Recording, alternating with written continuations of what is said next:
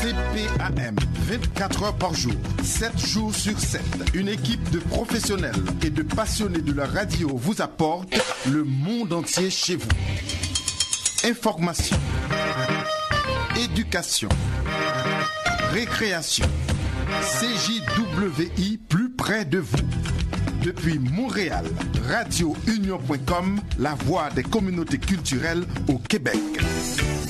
CPAM. Maison AM. Les dimanches d'Asma? Les dimanches d'Asma, c'est quoi? Qu'est-ce que ça mange en automne? Les dimanches d'Asma? Un magazine sans prétention. Des infos parlées, de la musique, des analyses de l'actualité, des accords, des désaccords. Oh, rien de bien prétentieux, c'est Asma qui l'anime. Les dimanches, de 10 à 14 heures, votre rendez-vous chez vous sur le 14-10.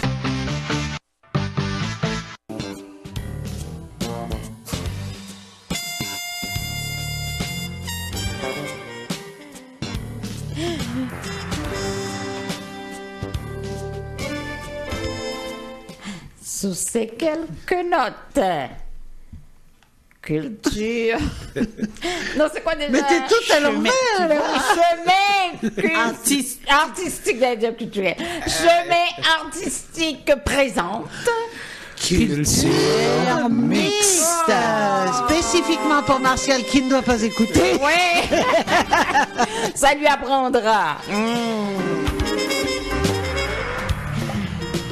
Alors, on dit bon dimanche à Monsieur Claudel. Bon dimanche Asma, bon dimanche auditeurs. Heureux de vous retrouver. Ces petits passages de temps en temps, ça réconforte. Certainement. Et chers auditeurs, même si il ne pourra pas vous entendre, mais je vous demande de dire à Claudel que vous l'aimez. Oh là là. Oui. Plein d'amour. J'en ai reçu déjà ici avec chaleur. Et puis voilà, je le sens déjà. Ah, et en plus, pour vous, chers auditeurs, il a fait un sacrifice énorme pour être ici avec nous. Hein? Parce que le monsieur est un petit peu handicapé ce matin. Hein? Il a été obligé de prendre des supports pour aider ses jambes à bouger. Hein? Des béquilles. Des béquilles. Alors, Claudel, on t'aime. Merci beaucoup et c'est partagé et réciproque. Merci à tous. Et je les entends et mes auditeurs te dire. Et je le sens. Tu le sens. C'est une belle manifestation d'amour parce que braver ce froid, cette tempête avec des béquilles. Ok, pour venir quand même, pour répondre au rendez-vous, c'est magnifique. Que de l'amour. Exact. Et du cœur. Alors, auditrices, auditeurs, rebonjour. Culture Mix avec vous aujourd'hui, toujours avec le même plaisir. C'est vrai que, oui, on prend une pause, mais de temps en temps, on aime bien sortir la tête hors de l'eau pour venir vous saluer. Alors, aujourd'hui, c'est un plaisir partagé. Pour venir vous parler, faire la conversation autour de ce grand rendez-vous du mois de février. Oui. Communément appelé, ou bien déclaré mois de l'histoire des Noirs. Et puis justement, ma petite réflexion va là-dessus. En écoutant plusieurs fois, des gens se demandaient si c'est pertinent l'histoire des Noirs, parce qu'il y a certains qui le voient comme un aveu d'incapacité, comme si on demandait la permission d'exister ou qu'on a besoin d'être légitimé. Et puis ces gens-là estiment plutôt qu'on devait tout simplement prendre notre place, nous affirmer. Et moi, je me dis que c'est justement là la question. Alors, parce que nous sommes nombreux, que ce soit dans ces pays d'accueil ou ailleurs, à vouloir nous affirmer, à prendre des initiatives. Il y en a que nous applaudissons et puis il y en a d'autres que nous remettons en question. Alors, nous devons admettre que se concerter, on a plus de chances, c'est-à-dire de mener à bien notre cause. Et dans ce cas-là, j'ai écouté quelques entrevues justement des podcasts réalisés par Carla Beauvais, justement dans le cadre de l'Histoire des Noirs de l'année dernière. Carla Beauvais, que je salue d'ailleurs pour son implication, toutes les initiatives qu'elle prend dans le cadre de le mois de l'Histoire des Noirs. Et puis, dans un de ces podcasts, j'ai entendu un de ses invités parler de l'expression « exister ailleurs » ou « exister ici ». Alors, c'était surtout pour parler de la réalité de l'immigré qui n'est nulle part à sa place. C'est-à-dire que ici, on se sent d'ailleurs, on a le sentiment de n'être pas chez lui et retourner dans son pays, et il est devenu étranger. Et puis, c'est comme avoir tout le temps une sensation, une sorte de dualité de l'immigré, à savoir que on a toujours à se demander, est-ce qu'on est d'ici ou est-ce qu'on est d'ailleurs? Toujours à lutter pour exister.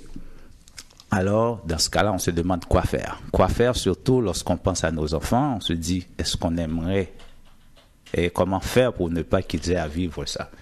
Et puis moi, c'est là que je me suis dit que ma réflexion, c'est de se récréer. En fait, il y a pas grand-chose de nouveau là-dedans, mais se récréer, c'est-à-dire faire sa place. Et c'est dans ce sens-là que je trouve qu'un mois de l'Histoire des Noirs prend tout son sens, parce que c'est là qu'on essaie de partager, de se rencontrer, de s'encourager, se réconforter. Et c'est comme ça qu'on peut émerger comme groupe, parce qu'on se concerte pour essayer de trouver ce qu'il y a de mieux à faire. Alors, je me suis dit, chaque petite action compte. Et puis, même si ça paraît mineur au début, mais souvent, ça finit par devenir majeur et ça peut faire boule de neige aussi. Alors, je souhaite à tout le monde de se rassembler, de valoriser ce qui se fait chez nous, au fond, nous, des encouragements, des gestes, des mots. Vraiment encourager les initiatives. C'est sûr que pour ça, il y a rien de nouveau, parce que ça se dit souvent. Mais je tenais à parler de ça parce que je trouve qu'il y a de plus en plus d'initiatives.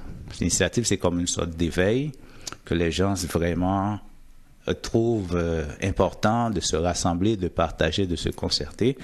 Et c'est surtout ces mouvements-là auxquels j'enlève mon chapeau. Il y a des mouvements comme Advance qu'on trouve qui s'occupent de la musique pour intégrer plus les Noirs dans la musique. On a dans notre communauté aussi ce qu'ils appellent l'audace au féminin. On a pas mal d'autres activités et j'enlève mon chapeau aussi à ces gens-là qui osent investir les lieux. J'ai écouté effectivement dans encore un des podcasts qu'il y a une dame qui a dû, pour vivre sa passion, pour se lancer en tant que gérante d'artiste, qui a dû y aller même affronter ses parents pas parce qu'ils ne voulaient pas, mais parce que pour eux, il n'y a pas assez de débouchés, c'est un risque de se lancer là-dedans. Et il y a toujours une première et j'encourage vraiment toutes ces personnes-là à oser. Et puis, un mois de l'Histoire des Noirs, il faut le prendre comme une sorte de congrès, un temps qu'on se donne pour réfléchir. C'est sûr que c'est un devoir, on va dire, mais c'est un devoir. Il y a pas mal de devoirs qui se noient dans la réalité de tous les jours. C'est-à-dire, on est tellement pris par nos activités, par nos responsabilités, que des fois, c'est pas automatique, ça vient pas. Et puis, c'est un moment de se recueillir. Il faut se dire aussi, c'est le moment que dans la société d'accueil, on est un petit peu plus disposé, on a le contexte pour réfléchir ensemble et pour communiquer avec l'autre. Par exemple, dans les écoles, ça se fait, dans les bibliothèques. Et bien voilà, mon mot, c'était surtout pour encourager les gens de la communauté, les gens de la société en général, de réfléchir un petit peu plus et à ces questions. Par exemple, parler de ce qui est liberté fondamentale dans le contexte des droits des Noirs à l'école, dans les bibliothèques, et je trouve que c'est à encourager. Voilà, c'était mon mot, et puis on va se lancer on va surtout parler de ce qui nous attend pour le mois de l'histoire des Noirs, les activités auxquelles on peut participer. Mais j'aime bien parce qu'il y a un verbe que tu as utilisé que j'aime bien, recueillir, se recueillir. Et j'aime bien l'idée d'associer ce verbe au mois de l'histoire des Noirs, parce que ça commande comme une sorte d'introspection de nous-mêmes aussi. C'est vrai que c'est un rendez-vous. C'est un rendez-vous culturel pour mettre l'éclairage sur les Noirs, tout ce qui se fait dans la communauté noire, etc. Mais c'est aussi un temps de recueillement, d'introspection, je dirais, de notre communauté, afin de voir, mais qu'est-ce qui a été fait depuis le lancement de ce mouvement-là et où est-ce qu'on est rendu aujourd'hui. C'est clair qu'il y aurait beaucoup à dire parce que du chemin a été fait et on voit que il y a cette manifestation-là qui est reprise un peu partout dans le monde et même sur le continent africain. Voilà. On célèbre. Il y a ce mois-là, donc histoire de mettre l'éclairage des fois sur des histoires particulières, sur des initiatives intéressantes. Donc j'aime bien le verbe que tu as utilisé ce matin. Alors pour mettre un peu la table aussi, moi j'invite une belle artiste noire de notre terroir d'ici alors, et qui s'appelle Yama Laurent et qu'on aime bien dans un beau texte entre nous. La technique, elle a bien travaillé. Hein? Je peux. Mais tu peux. Je reviens sur ce que disait Claudel concernant le mois de l'histoire des Noirs, et j'invite, je ne sais pas s'il l'avait vu, moi j'avais vu la publicité concernant l'information qui est faite, avec une très belle photo à mon goût, avec le thème de l'obscurité à la lumière, et que je trouve belle, si vous ne l'aviez pas vue, oui. Voilà. Et avec toute une panoplie d'artistes, avec des conférences et des conversations, ce qu'ils appellent conversations noires, l'ère de l'imagination, et que je trouve fort intéressante. Chaque année, quand il y a des conférences, il y en a certaines qui sont retransmises et qui sont mises sur le site, et qui sont même à reprendre. Alors, et puis ça déborde même, parce qu'il y a des personnes qui interviennent, et qui interviennent même en dehors du mois de février, puisque le mois de l'histoire des Noirs, on n'y aime pas encore. Hein, ce sera mercredi, le 1er, et du 1er au 28 février. Et c'est avec toute une panoplie de conférences, de spectacles et d'expositions. Il me semble me souvenir que dans le cadre des 50 ans de la Maison d'Haïti, il y a une exposition qui doit se faire là incessamment.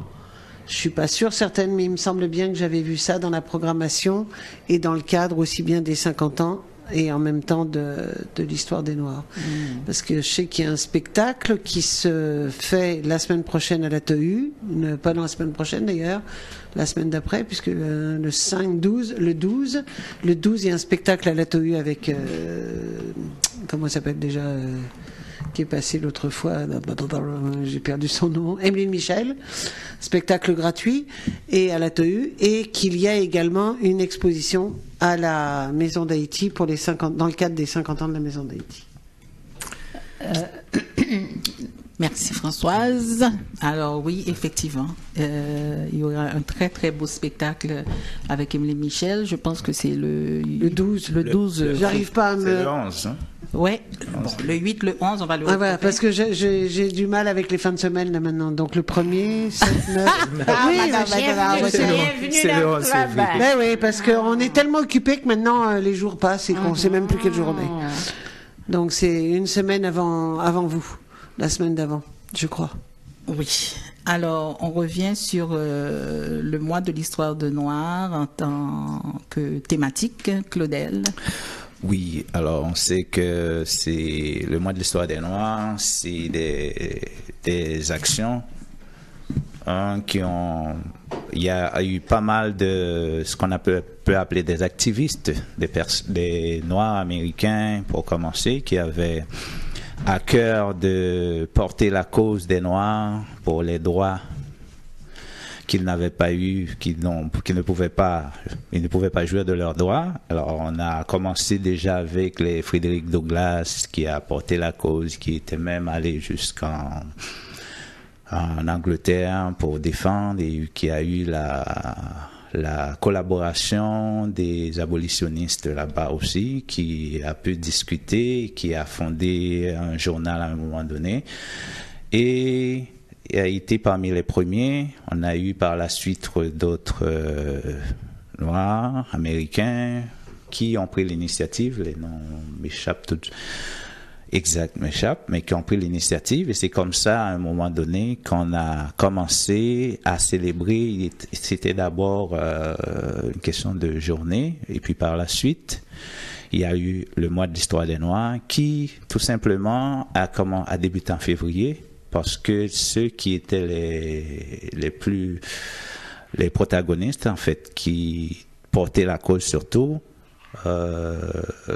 était né en février. Je pense qu'on parle de Lincoln, qui était le président à ce moment-là, c'était sous son gouvernement, sa gouvernance, que ça a été célébré. Puis il y avait, est-ce que c'est Douglas, qui fait qu'on a le mois de février. Mais on sait que au Canada, ça s'est fait très, très, très loin. Après, ça a été porté d'abord par des gens qui évoluent en politique, des plaques, qui avaient présenté cette motion au Parlement canadien, et puis finalement, ça a été adopté. On a commencé, ça fait pas très longtemps, à célébrer le mois de l'histoire des Noirs.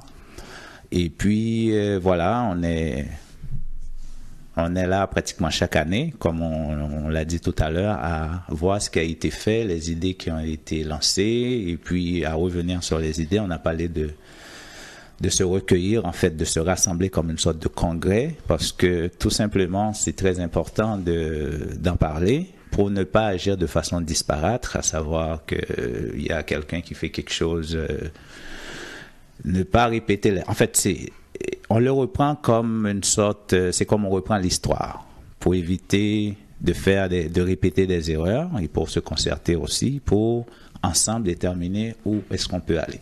Et c'est dans ce sens-là, tout à l'heure, que j'ai parlé de l'importance de la pertinence d'un mois de l'histoire des Noirs.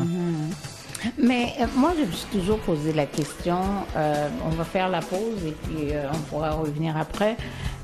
Pourquoi le mois de février? Et qui a décidé que c'était au mois de février? On fait la pause, on revient. Il y a des jours avec, il y a des jours sans. Les jours avec, on est déjà avec. Mais les jours sans, il faut faire avec le AM 1410. Les dimanches d'Asma? Les dimanches d'Asma, c'est quoi? Qu'est-ce que ça mange en automne? Les dimanches d'Asma, un magazine sans prétention. Des infos parlées, de la musique, des analyses de l'actualité, des accords, des désaccords. Oh, rien de bien prétentieux, c'est Asma qui l'anime. Les dimanches, de 10 à 14 heures, votre rendez-vous chez vous sur le 14-10. Midi et 34 minutes. Alors, Françoise a réponse à ma question. Mais non, c'est Claudel. Allons donc. Vas-y, Françoise. Ah ben là, il faut que je reprenne la page. Ah ben là, garde. Alors j'y vais. Alors c'est quoi? Ils te disent, moi je lis ce qu'ils disent, hein. C'est que né aux États-Unis en 1875 et décédé en 1950, l'Afro-américain Dr Carter Woodson fut l'instigateur de la Semaine des Noirs en février 1926. Le mois de février fut choisi parce qu'il correspondait au mois d'anniversaire de naissance de 2 grands abolitionnistes de l'esclavage, à savoir Frédéric Douglass et Abraham Lincoln.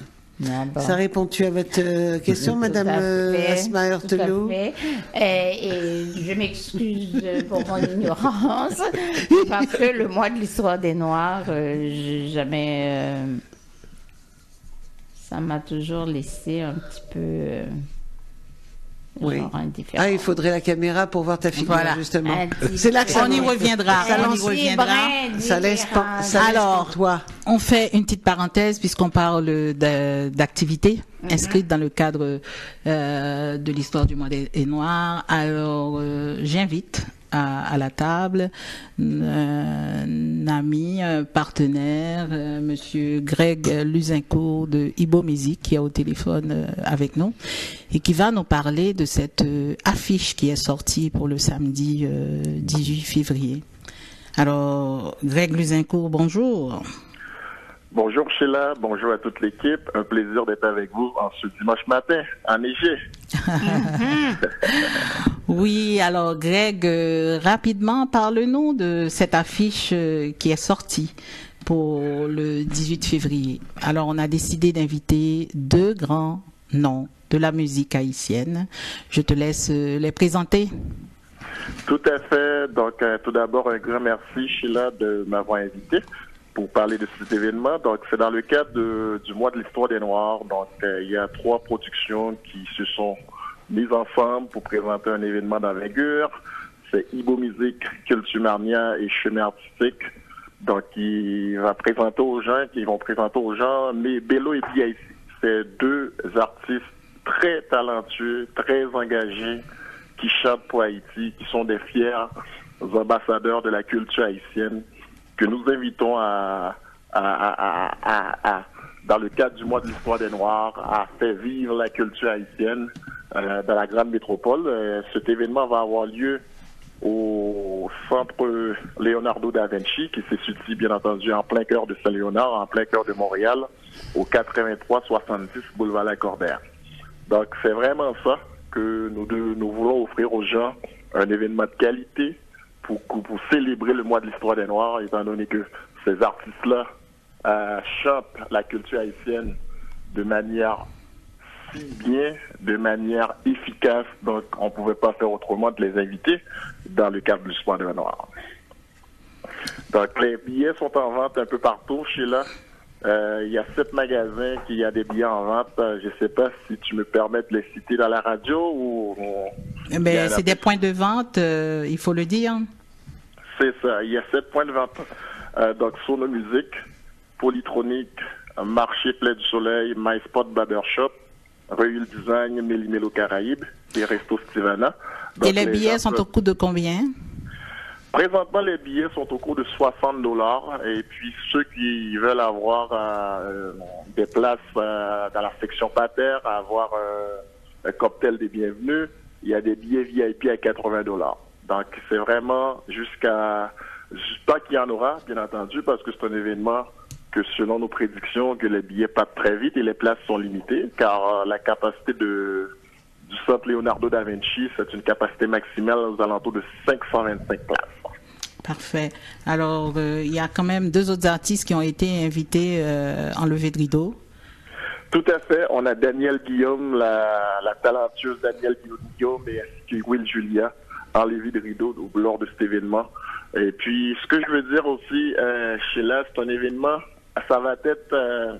ce ne serait pas Bello et BIC en guitare. Hein. Ils seront accompagnés d'excellents musiciens aussi.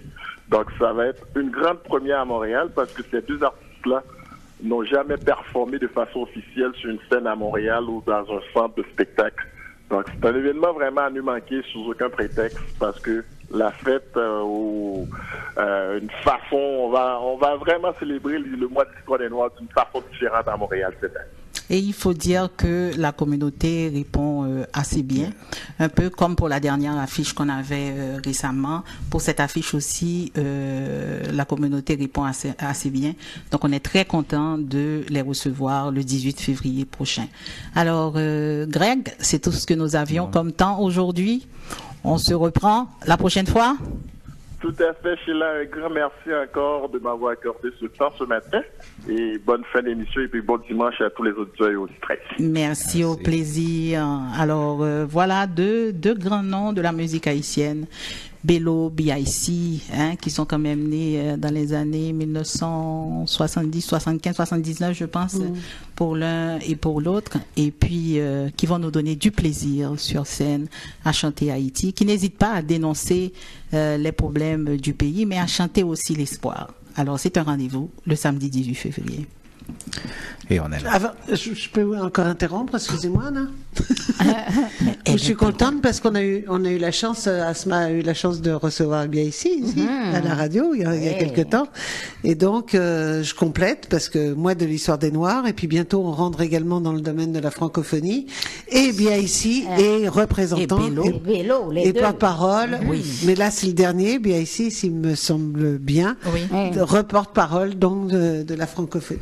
Et les deux, ce sont deux artistes très bien reçus dans la francophonie. Tout à fait. Toujours en tournée, très, très engagés. Voilà. Alors, on revient un peu sur ce que tu avais dit tantôt, maman. Oui. T'es pas très chaude. Non, au mois de l'histoire des Noirs. Et pourquoi tu dirais? Ben, c'est parce que je trouve que un mois de l'histoire des Noirs, pourquoi? Alors que les Noirs sont présents dans le monde, sont présents partout, et puis est-ce que c'est pour forcer les autres à nous accepter comme faisant partie de l'histoire mondiale qu'on est obligé d'avoir un mois à chaque année où on met le focus sur les Noirs, sur les réalisations, sur l'implication, sur l'histoire des Noirs. Est-ce que ça prend absolument un mois dans l'année pour forcer les autres à s'arrêter et regarder les Noirs? Moi, c'était surtout ça. Mais Asma, tu conviendras avec moi que lorsqu'on met la table, il y a un contexte qui est propice pour faire quelque chose et ça donne la chance à ceux qui sont peut-être trop pressés ou trop occupés pour s'arrêter, de s'arrêter. Moi qui travaille comme éducateur dans une école, je peux vous dire que prendre le temps de réfléchir sur des questions, sur les autres qui sont autour de nous, leurs droits, les libertés fondamentales, surtout lorsqu'il s'agit de ces communautés-là, souvent, tu entends parler, le sujet est d'actualité pendant ces moments-là. Vous comprenez? C'est-à-dire l'éducation qui est cruciale, qui est primordiale, qu'on apprend à réfléchir sur ces choses-là, tout ce qui nous entoure. On dirait qu'on est trop occupé. Le programme est très chargé pour s'arrêter à des choses je dirais pas des futilités, mais lorsqu'on voit comment les choses vont, comment on laisse aller les choses, c'est secondaire. Et pour amener les gens à penser, à réfléchir sur ce qui est vivre ensemble, diversité, il faut engager cette discussion-là, il faut cette communication. Il ne faudra pas que nécessairement c'est quand il y a violence et qu'on entend parler de nous, comme pourquoi ça se fait, vous comprenez? S'il y a toutes ces choses-là qu'on arrive à un moment donné où le contexte s'y prête, où on est un peu plus disposé à écouter. Vous allez passer un film, ça passe mieux. Vous allez en discuter, ça passe mieux. Vous invitez un conférencier, on se demande pas pourquoi lui maintenant ce sujet-là. Vous comprenez? Je pense pour la communication. Je t'amènerai deux éléments de réponse. Et c'est pas moi qui parle. Il y a le président de la table ronde du mois de l'histoire des Noirs, il s'appelle Michael Farkas, qui dit que pour lui, cette cause-là qu'on portait au départ, elle a reculé au Québec depuis quelques années et surtout avec sous le régime de la CAQ. Alors, il pense qu'on avait quand même réalisé des pas de géant, c'est-à-dire pour mettre l'éclairage sur les Noirs au mois de février surtout, mais pour porter cette cause-là au regard de tous, pour sensibiliser les gens sur la question des Noirs en général. Et il voit un recul ces dernières années. Ça, c'est la première opinion. La deuxième opinion, c'est une animatrice, Nathalie Idongo, qui dit que, ok, c'est vrai, il y a effectivement le mois de l'histoire des Noirs pour parler des Noirs, etc. Mais une fois, elle, ce qu'elle reproche, c'est que une fois que l'histoire des Noirs est passée, oui, on sait qu'il y a Claudel, Jean-Marie comme noir, qui a fait tant de belles choses, etc. On le présente comme noir. Elle, le combat, pour elle, doit continuer après pour retrouver Claudel, non plus comme un noir à la télé, dans les débats, mais peut-être comme un scientifique qui est invité pour sa propre parole, mais pas parce qu'il est noir. Et tout ça pour te dire que c'est vrai. Moi, mon premier regard sur le mois de l'histoire des Noirs, c'était comme, encore une fois, on veut nous ghettoiser. Mais quand tu sais que cette initiative, c'est quand même un noir qui l'a lancé, comme on lance un festival, etc. Parce que dans sa tête à lui, il fallait un moment pour dire aux gens, halte là, pause, puis regardez-nous, parce que nous aussi, on a des choses à offrir. Alors, en le regardant de cette perspective-là, oui, la pause, elle est nécessaire peut-être pour mettre l'éclairage sur tout ce qui se fait dans la communauté noire, mais après, il faut que ça évolue, et je suis d'accord avec Idongo dans ce sens-là. C'est-à-dire, ouais, c'est un moment d'éclairage, mais pour que ça aille plus loin. Donc, le combat devrait aller plus loin. Pourquoi on n'a pas besoin d'un mois de l'histoire italienne, d'un mois de l'histoire française, d'un mois de l'histoire, je sais pas là. Alors détrompe-toi encore une fois, parce qu'il y en a certains qui se font également. Le mois de l'histoire des Asiatiques, que j'ai vu. Alors peut-être que si je piochais ailleurs, j'arriverais à trouver également les Italiens, etc., etc. Moi, je ne vais pas te donner une réponse, je vais te donner peut-être une indication. C'est que, encore une fois, la communauté noire, elle explique déjà par le mot noir, c'est-à-dire qu'il y a la couleur qui fait que vous dénotez davantage par rapport à d'autres communautés. Je pense qu'il y a ça. Et qu'à chaque fois, mais comme je dis, c'est peut-être pas une explication, c'est peut-être plutôt une remarque, mais ça dénote. Dans un groupe de gens, d'enfants, peu importe, de personnes, si au milieu d'un groupe, il y a un noir, c'est lui qu'on va remarquer le premier. Pourquoi? Parce qu'il va dénoter. On verra pas l'asiatique obligatoirement, on verra pas l'amérindien, on verra pas l'arabe, on verra pas. Il va dénoter par, d'un seul coup, on est interpellé visuellement, si je peux dire, oui. Mais bon. Yeah. Je voudrais ajouter aussi, tout à l'heure, je vous ai parlé du podcast, en fait, l'entrevue que la dame a réalisée, Carla Bovin.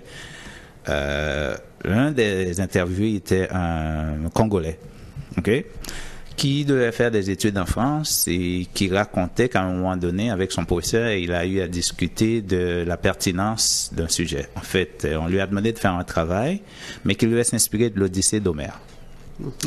Mais il a répondu, moi, je connais pas l'Odyssée d'Homère. L'autre lui a dit que, mais c'est universel, tout le monde devait connaître ça. Comment se fait-il que tu connais pas les l'Odyssée? Et lui, il a demandé à son professeur, éminent professeur qui devait tout connaître, est-ce que tu connais Cheikh Anta Diop? Aucune idée. Mais pourquoi je dois connaître Cheikh Anta Diop et je dois connaître Homère, l'Odyssée? Toi, tu connais pas Cheikh Anta Diop. Je pourrais te faire les mêmes choses. Ce qui veut dire, il y a ce qu'on prend pour universel que tout le monde devait connaître, et parler de guerre mondiale. Il faut être fou maintenant pour ne pas entendre parler de guerre mondiale. Et prendre toutes les guerres que les pays africains ont traversé, des empires et tout, on ne connaît pas. Ce qui veut dire que la pertinence de mois de l'histoire des Noirs, c'est justement ça. Arrêter à ces choses-là, se poser des questions sur ce qui est qu'on appelle universel, qui a les droits, qui est-ce qui est dit, qui a la chance, ou je dirais le privilège de faire passer ses idées, qu'on connaît partout dans le monde, et qui ne l'est pas. Je pense que ça est-ce que ce que tu es en train de dire, c'est un peu le fait de dire l'importance des choses. Pourquoi ces derniers temps, le sujet d'actualité le plus courant, c'est quoi? L'Ukraine, la Russie, l'Ukraine, la Russie. Pourtant, il y a d'autres choses. Le monde s'arrête là. Ah, bien sûr. Le monde continue de tourner. Ouais. Et il y a d'autres pays, parce qu'on peut ramener après. Oui, on entend parler de l'Iran aussi. Ok. Oui, on entend parler de manifestations des retraites en France. Oui, ok. Mais pourquoi on ne parle pas plus souvent et systématiquement, plus régulièrement sur les radios, les médias, et là on est sur un média, par exemple du pays d'Haïti, qui est dans un état de souffrance mais depuis... Ils en ont parlé la semaine dernière. Oui, mais tellement court. Parce que c'était comme... Un entrefilet. Voilà, mais c'est court. Et comme dit l'autre, on entend dire que on envoie des chars gratis chéris à l'Ukraine, mais on les fait payer par Haïti. Et le pire, c'est qu'on les fait passer comme si c'était des cadeaux. Oui. Haïti qui les paye. Exact. Okay. Et puis, des chars qui arrivaient en Haïti ne fonctionnent pas. Voilà. Qui tombent en panne. Puis, mais est-ce que, justement, le mois de l'histoire des Noirs sert justement à faire en sorte que... Moi, je te réponds tout de suite. Si ce n'était que cela, on ne serait pas là aujourd'hui à en discuter. Voilà. Ne serait-ce que ça. Oui, ça donne l'antenne, ça provoque les discussions. On se demande si oui, si non, pertinent ou non pertinent. Qu'est-ce qui arrive, qu'est-ce qu'on fait, quelles sont les activités. Et les activités, est-ce qu'ils collent vraiment? On revient sur les idées, ce qui a été déjà fait. Et pas pour un jour. Aller de l'avant, pas pour un jour de dire c'est la journée du merci, c'est la journée du dire je t'aime, c'est la journée des enseignants, c'est la journée. Là, c'est pas une journée, c'est un mois. Et ben un mois, subissez, supportez. Je viens d'inviter. Je ne sais pas qui supporte là. Est-ce que ce sont ceux qu'on veut qui subissent effectivement le mois? Je sais pas. Mais dernièrement, est-ce que ce sont les Noirs qui subissent le mois à s'étaler, à avoir des activités, à parler des Noirs, mais ceux qu'on veut qui entendent et qui écoutent, eh ben ils vont le subir pendant un mois. Je ne sais pas si mais de plus en plus quand même, on voit qu'il y a une couverture médiatique de cet événement-là. C'est-à-dire ils font l'effort.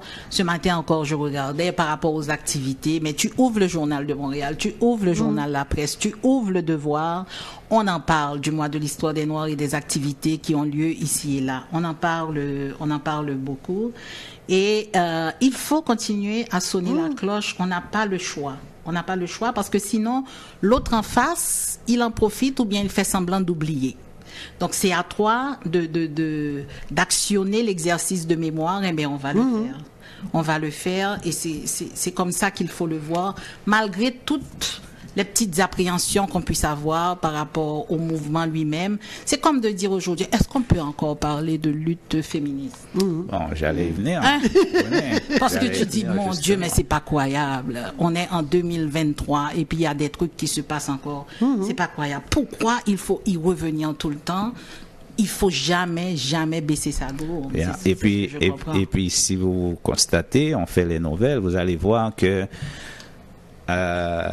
ça revient constamment. C'est-à-dire, il y a toujours une histoire sur la lutte des femmes qui revient, une anecdote, quelque chose, justement parce qu'il faut tenir le flambeau allumé. Il faut qu'on garde le cap. Il ne faut pas qu'on oublie parce que c'est la mémoire, c'est le devoir de mémoire.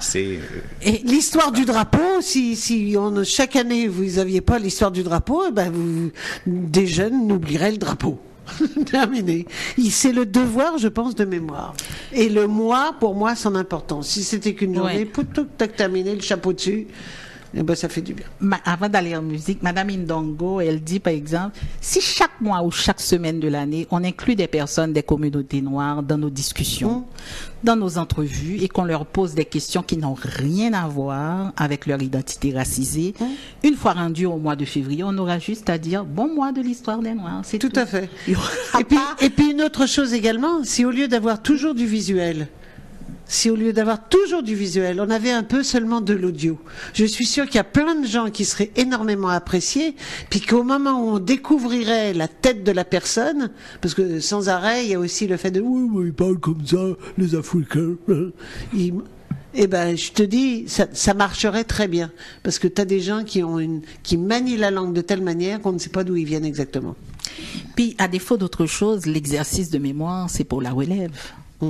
C'est pour les enfants. Oui, la mémoire. Donc, quand tu penses à la première génération et à la génération qui sort là et qui sort avec une identité plus forte, eh bien, tu te dis que ça aura déjà servi à ça. Et encore plus avec ceux qui vont grandir pour prendre leur place et renforcer leur identité. Donc, maman, oui, on peut avoir des appréhensions. Moi-même, la première, je te dirais, à un certain moment, je braquais beaucoup dessus. Et je pense que, oui, ça donne une certaine visibilité, ça met un éclairage qui peut être intéressant d'un point de vue historique et d'un point de vue social. On peut aller en musique et puis on reprend. Oui, on mais réfléchit à nos. Tu reviendras, maman. En attendant, on va écouter. Non, mais c'est parce que. Elle fait l'amour. On va retrouver Bia ici avec Cocorat. Mais nous, on n'est pas des Cocorat, il faut le dire. Non, ben alors. Vas-y. Elle reste sur sa faim. Elle fait l'amour. L'amour. Ah, c'est pas... Oh my God, oh my God, oh my God. Ah. Alors c'est ça, ça va être un peu l'ambiance, hein, ce samedi 18 février avec Bello et BIC. Puis Bello, vous le connaissez bien parce que c'est lui qui ouvre le tour de la cour. Ouais, tous les dimanches. Donc ça promet avec ces deux jeunes qui vont secouer la maison. Alors, je ne peux pas fermer cette chronique sans vous parler, sans vous inviter à un événement qui a lieu dans le cadre de l'histoire des Noirs, du mois de l'histoire des Noirs, pardon.